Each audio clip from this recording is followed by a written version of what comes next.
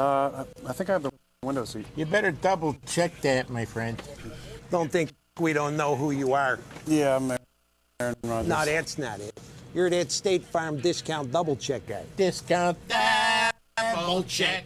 Thanks to the hundreds you saved us, we could upgrade the grill class. Grill class? Your tongs are in your seat back. Save with the discount double check today. Get to a better state. State Farm.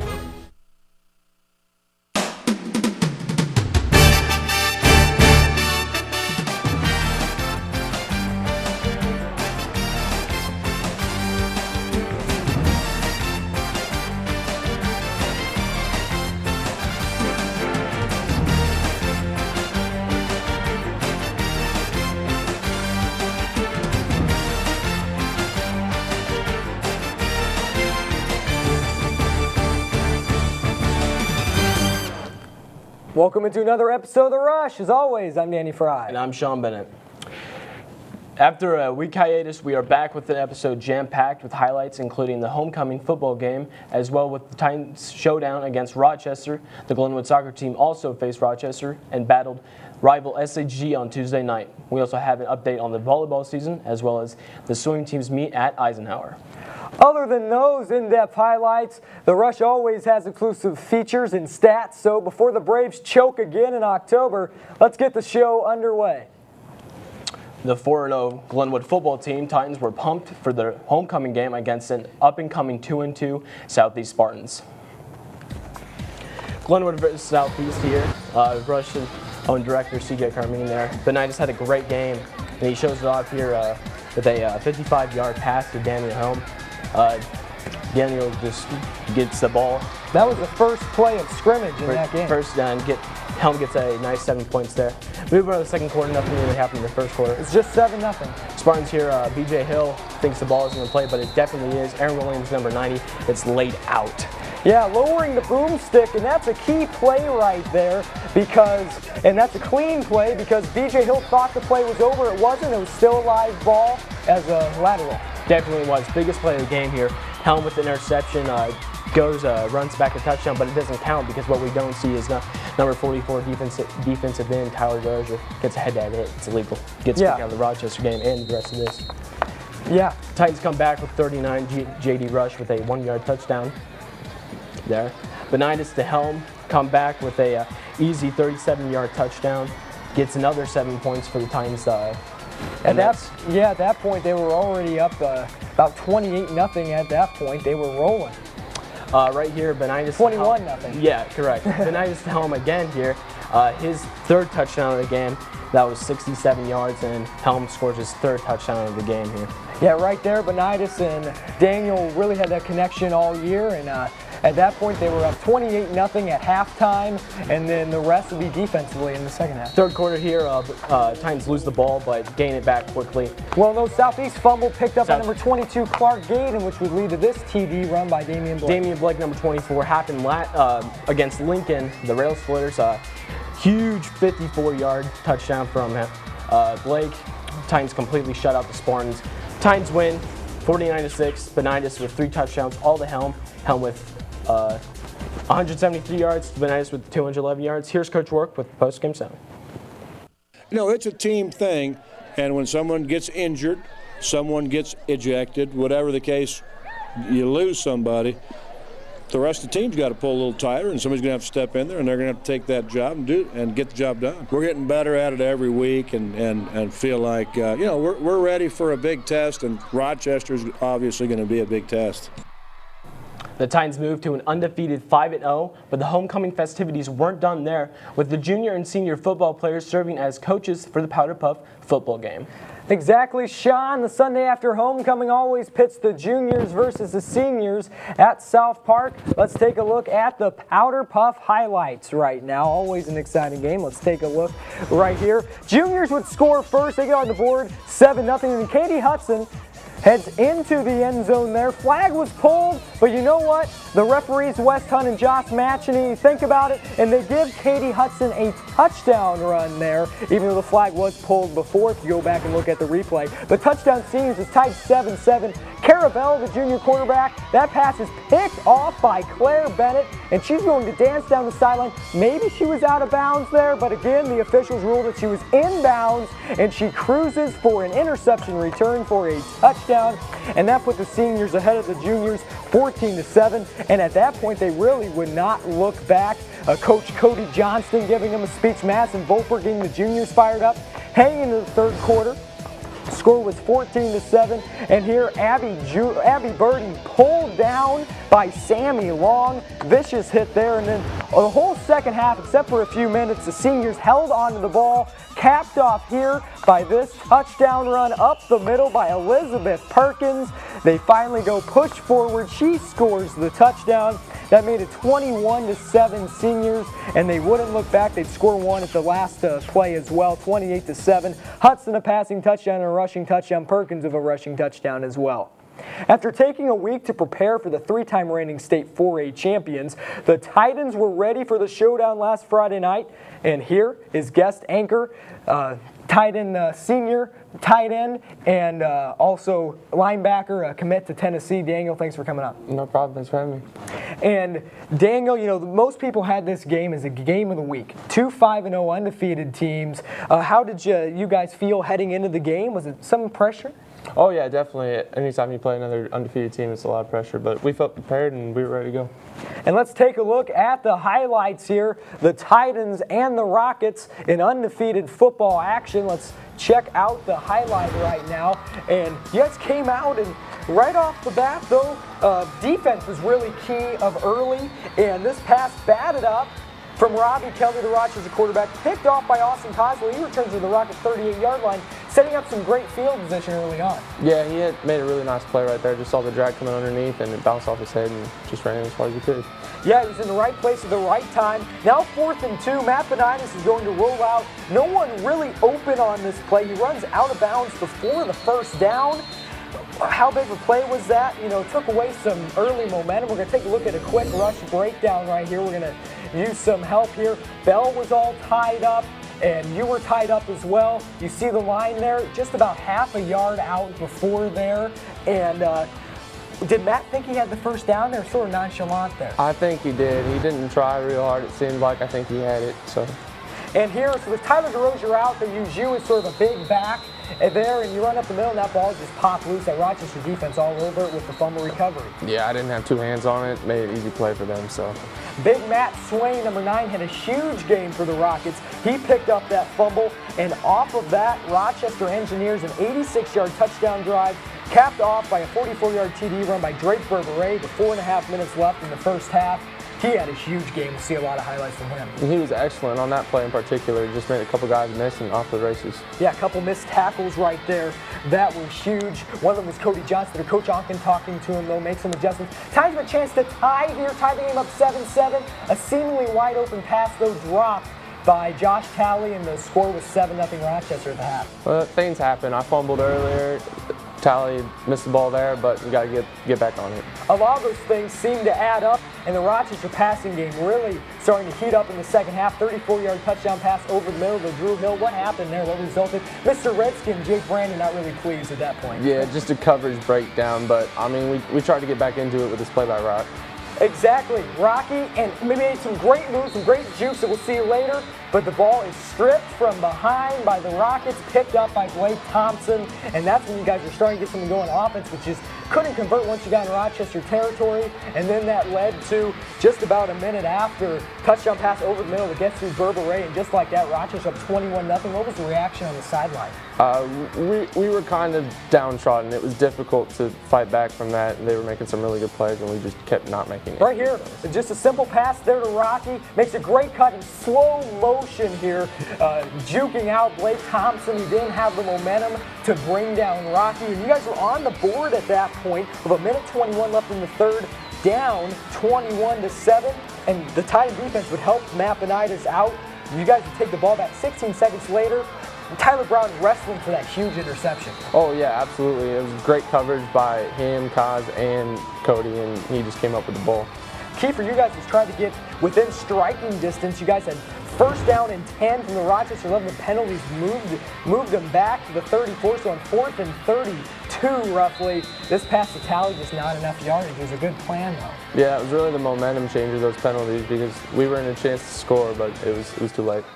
And once again, this will be Burberry punching it in from 17 yards out, 2 minutes to go in the game, and that sealed this game off. The defense battled hard, you guys really did, but eventually Rochester got better field position and winning 28-7. Burberry 154 yards, 3 total touchdowns.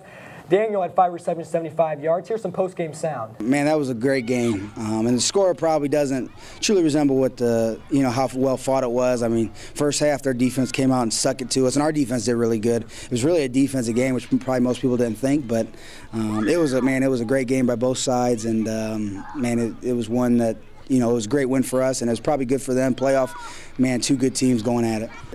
Stripping the ball. Some mental mistakes. They had a few penalties there that helped us. But you know what we did? We had some mistakes too, man. Ball going off the helmet on a 4th and 3 that probably should have been a first down. We snapped it over, our quarterback said. So we both, I think the first half kind of felt each other out and, man, got the mistakes out of the way. Then it was a little bit smoother of a game. We learned from our mistakes, and we have to capitalize next week and get ready for the bigger fish. We got to respond right.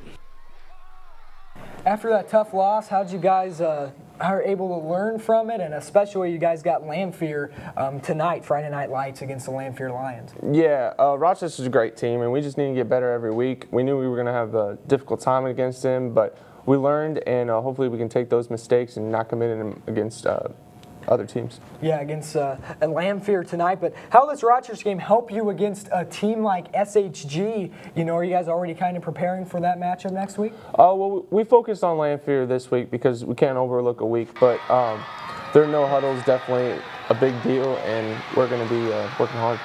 Yeah, exactly. And your defense seems to be rolling, but what seems to be that missing link on offense? Rochester game is really just mistakes. I think Matt's doing well. He's doing better. And when we get Tyler back in particular, because we were missing him for Rochester. He'll be a hard runner to sort of change up the pace with J.D. Rush, Josh Talley, etc. Yeah, definitely. And Daniel, thanks for coming on. Good luck towards the rest of the season. Thanks, appreciate it. After that tough loss, Glenwood fell to 5-1, but they look to rebound tonight at Memorial Field on the north end of Springfield as the Titans take on the Lanphier Lions at 7 o'clock. The boys and girls cross-country teams went west to Jacksonville for the Jacksonville Flighted cross-country invite. Let's see how the boys did first. Key word there is flighted. We'll explain it here in the graphic. So they ran a number 1 race, a number 2 race, 3 and 4, and then 5 and 6. So that's why you see all the different numbers there. Grant Kaiser placed 3rd in the number 1 race of a time of 15:27. Take a look at the girls' results in the flighted race right now. In Jacksonville, Demi Dixon placed 6th in the flighted number 1 race. Caroline Worrell with a time of 19:10 placed 2nd in the number 3 and 4 race. Both cross-country teams have the weekend off but are preparing rigorously for the CS8 meet hosted at Lincoln Park on Saturday, October 19th at 10 a.m. Now let's take our first commercial break of the day. When we return, the Rushville Web soccer and swimming highlights. Stay tuned.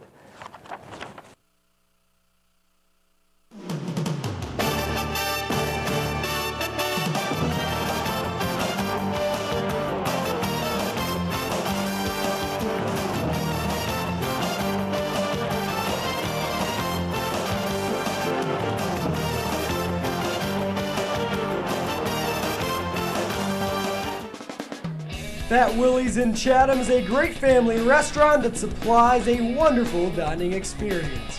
We offer outstanding fried chicken and over-the-top walleye and pizza. With quality products at affordable prices, Fat Willie's is the way to go. Open Monday through Saturday, 12 a.m. to midnight. Call us today at 217-483-6969. Aaron, you're all set. Great, thanks. Mike, thanks for doing that discount double check. You saved us hundreds. What was that? The discount double check? It's when we comb through your policies to make sure that you're getting all the discounts you deserve. No, I get that part, but you guys are doing my move. The discount double check move? It's my touchdown dance. So you're a dancer? No, I'm a quarterback. Oh, quarterback. I'm a robot. Get out of here. Get to a better state, State Farm. Call Steve Bedford in Chatham for personal service and discounts that you deserve. Schedule for the Glow boys soccer team is heating up as the Titans push towards the playoffs and a conference crown. Now joining me as a guest anchor is Glenwood senior forward Luke Rechtenwald. Luke, thanks for coming on. Yeah, no problem. And the last few CS8 games have been really crucial games. You guys been kind of looking forward to this part of the schedule? Yeah, it's been big games, and we've come out big, and it's been a good time so far. And that's right. Let's jump right into the highlights now. As you guys took on the Rochester Rockets, really an up-and-coming boys soccer team, a really good girls team last time too. Right. And Zach Mazzara, the sophomore, starting at goalie in this game. You guys sort of switch out between him, Alex Clark, and Anthony Gregg. Yeah. And Rochester was ready to strike though in this game. And you had this incredible sliding goal right there. Talk about what was going through your mind when that ball left. And did you mean to slip there, or you just slipped? Right there, I came after the ball and I was going so fast. The field was slick. It was a dewy surface on the field, and I slipped. It was still a great shot. Big head rush. It was awesome. Isaac Albrecht tried there with a header, but right here, beautiful setup. Rochester ties the game up 1-1 in the second half. Describe how that play worked for That play was really fast. It was good working by them, and they came out strong. And right here, this one blocked up, though, by Zach Mazzara. Huge play. Time runs out. The score is tied 1-1. And then both overtimes, you guys couldn't get anything going. And right here, that one just left. What was going through your mind? Just right after that, I was just devastated after that. It was awful, but... Well, still tied 1-1 after hitting penalty kicks. Anthony Gregg came in the goal, and he stepped up huge. Brock Tober putting in a PK there. And once again, Gregg just really stepping up clutch. And you guys put another one through Blake Danahold. And to win the game, Gregg gets some help there from the goalpost right there. Always definitely. The keeper's best friend. Definitely, and he came up big, and it was a good game for him, and we needed him to step up, and he came in, and he did a great job. Titans win that game 2-1. You had to go Anthony Gregg with 4 key saves there. He's really stepped up. Exactly. As a sophomore, that's a big thing to do and a very hard thing to do. And now let's go right into the SH-G highlights right now. You guys are getting ready for your rival. Let's take a look at the highlights against Sacred Heart Griffin. And a little slow start to this game. Anthony Gregg starting in goal here, and he swipes that attempt, and you put this attempt just a little bit up. Yeah, just a little high. It was a good ball. We got played by Brock, and we just came out big. Now off the Danahold corner kick, Brock Tober will receive credit on this goal in the 18th minute of the first half to put you guys up 1-0. Yeah, it was a big goal by Brock. We needed that to happen. Brock's one of our best goal scorers. He needs to step up. Now Tober, he's breaking away. Great footwork. He's able to boot it past the goalkeeper, Ty Clearwater. And just like that, 2-0 lead, solid start. Exactly, it's a great start. It's great to have a kid like Brock coming in like that as a junior. Like Coach said, he really has a knack for scoring goals. And here off the SH-G corner kick, Gregg bats it away. Good defense throughout this game for the most part. Yeah, definitely. I thought we all came out strong, and as you can see, get this third goal. It was 2-0 at half. SH-G scored right off the bat, but then Brock Tober boots one through. You guys celebrating there. You guys would win 3-1. Brock Tober with 3 goals. Anthony Gregg 7 saves. Let's hear some post-game sound right now. I mean, everyone on our team knows their roles and what they got to do to help the team and keep us pushing forward. So luckily I was there to finish a ball far post. Like I said, it was a great ball from Blake that I was just there to capitalize on. Well, I felt we were playing real well. I thought we were also fortunate because Griffin had some chances that they missed and they hit the crossbar. It could have been a tied game, or it could have been they could have been up a couple goals. Tonight, you know, Brock put some chances away, and we were fortunate to get a few breaks, and that's the way the game of soccer is sometimes. You know, I thought great game for fans to watch, and you know, it's only going to help us for the postseason. I mean, throughout the whole year, ever since summer started, we got guys coming in here working hard. I mean, we've definitely been prepping. Looking forward to this game a little bit more than the others, but like I said, you got to take it one step at a time. You guys just defeated your rival there. Now, a week from now, you take on Springfield High, who's up there with you guys in the conference. How are you guys looking to prepare for that? SHS is a strong team. We're coming out very, very strong. We want to have a positive attitude going into the game. They're going to be a tough competition. We got to really step up and play a full 80 minutes the entire game. And now after that, then your focus sort of turns towards the IHSA playoffs. So you guys trying to make that playoff push. What needs to happen? What needs to happen is we just all have to keep our heads together. We got to play as a team. We're a family. We got to come out strong, and we'll find a way to make it as far as we possibly can. And with you and Brock Tober scoring goals, that shouldn't be that bad. Luke, thanks for Thank you very much. All right, for the next Soccer game, that's a very important one for the CSA title. Implications on the line. It's here at Glenwood against Springfield High at around 6:30 on Tuesday. The Lady Titans volleyball season has been filled with its ups and downs of a lot of moral victories. The Rush's own Trace Davidson has a look at the team's push towards the end of the season. The Lady Titans volleyball team season is reaching its midpoint. The girls talk about how they feel the season has been going.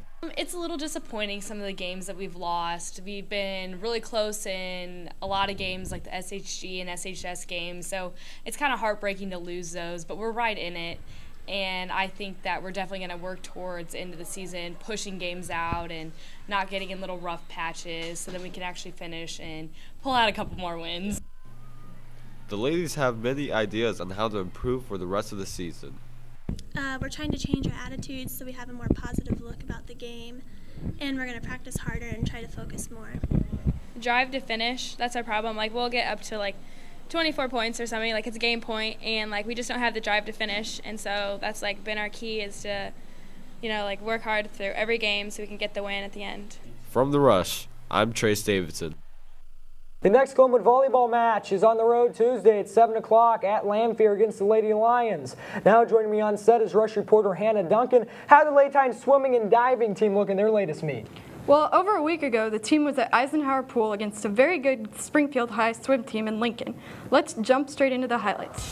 Starting off with the 500 freestyle, you'll see Brooke Bauer there. She's a junior. She'll get 4th place with a time of 6:21.29. And there's Ellen Kostick, sophomore. She'll get a time of 5:41.32. She'll get 1st place, which is especially great, especially for her just being a sophomore. Now to the 100 backstroke. At the top of your screen in lane 5, you'll see Ashley Weber, senior. She'll get 3rd place with a time of 1:22.82. And also on lane 2 is Jo Oakman. She'll get a time of 1:26.48 with 5th place. Now for multiple heats of the 50 free, there's Brooke Bauer. She gets off to a bit of a slow start there, and she'll try to battle back, but not quite able to there. She'll get a time of 30.77. Also, you'll see Sarah Helm. She's a junior and sister of Daniel Helm, who we had on earlier. She'll get a time of 25.25, and she'll get 1st place for that. Also, Tia Van Fleet, senior, she'll get 6th place with a time of 28.68. Next is diving. Zoe Province, she's a junior. She'll get 3rd place with a final score of 103.80. She'll get some 5s on her dives, that's good. And Glenwood will end up getting 2nd on the meet with a 109, Springfield 145, and Lincoln 66. The next swim meet for Glenwood is at Olympia Tuesday, with the meet beginning at 6 o'clock. Thank you, Hannah. Very good job. The Glenwood boys golf team teed off in the Class 2A regionals Tuesday at Lincoln Greens. Let's take a look at the team results as I'll test out my speed reading skills here in a few minutes. Golf regionals, SH-G on top 308. The top 3 teams advanced to sectional, so Glenwood able to qualify with a team score of 318. Leading the way for Glenwood was Brian Hobby, who shot a 77 after 18 holes on the course. Isaac Byer was right behind him with a 79. As a team, the Glenwood boys qualified for sectionals Saturday at Salem Country Club. Also facing against rival SH-G was the Glenwood girls tennis team Monday night here at Glenwood. Let's take a look at the results. The SH-G tennis team able to squeak by the Glenwood girls 6-3. Rachel Oden lost her set to Seidler 6-2, 6-3. The CS8 girls tennis tournament starts tonight at 4 o'clock in Lincoln and continues into tomorrow. It's time now for the last commercial break of the show. When we come back, Aric Burklow will have his pigskin picks and the top 3. Stay right there.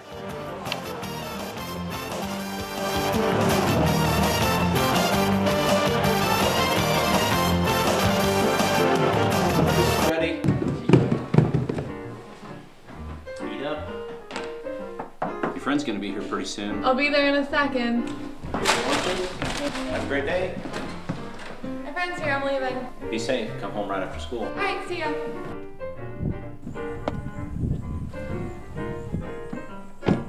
Wow, your dads are really looking out for you. That's not my dad. That's my family's financial advisor, Mr. Sullivan. Sullivan Financial, looking out for your investments and your family.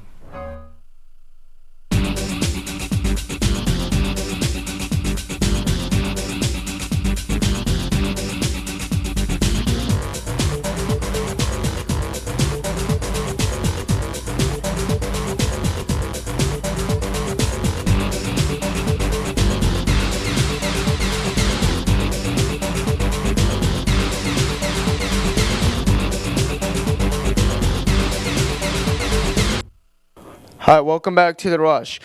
I'm Aric Burklow here with the top 3 picks. Let's start off with play number 3, football. Now to play number 3. Let's start with the countdown. Aaron Williams lowering the boomstick on Southeast's B.J. Hill, who thought the play was over. The Titans could 4-9-6. Play number 2 takes his last Friday night's game against Rochester as Austin comes up with the interception on Robbie Kelly after it bounced off a Rochester receiver. That gave the Titans some momentum, but Glenwood lost 28-7 to the undefeated Rockets. And the top play of Glenwood sports this week is in the soccer game Tuesday night against SH-G. As Titan junior Brock Tober scored not 1, but not 2, but 3 goals for a hat trick. Now let's send it back to Danny. Yeah, Eric, we'll get your pigskin picks later on throughout the season. And that's it. We're out of here. See ya. That's been The Rush. Do a screenshot? No.